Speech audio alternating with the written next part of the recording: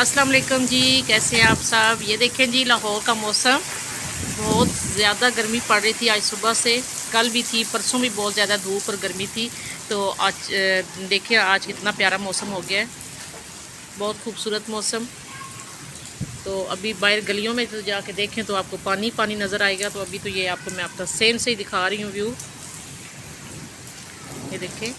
और सही अच्छी खासी मूसलाधार बारिश हो रही है, ओले भी पड़े हैं और हवा भी साथ चल रही है। बहुत ज़बरदस्त मौसम है लाहौर का।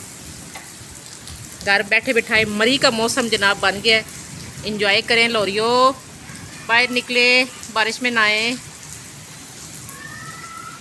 और मज़े मज़े के खाने भी साथ खाएं। ये देखिए जी प्यारा सा मौसम। मैं अपने घर से बस इतना ही व्यू आपको फ़िलहाल दिखा सकती हूँ क्योंकि बाहर निकलूँगी तो मोबाइल ख़राब हो जाएगा। ठीक है जी, इसलिए आपको यहाँ से बस थोड़ा सा व्यू दिखा रही हूँ। बारिश माशाल्लाह से बहुत अच्छी खासी हो चुकी है और अभी भी हो रही है, ओले भी पड़े हैं। तो ठीक है जी, ओके बाय।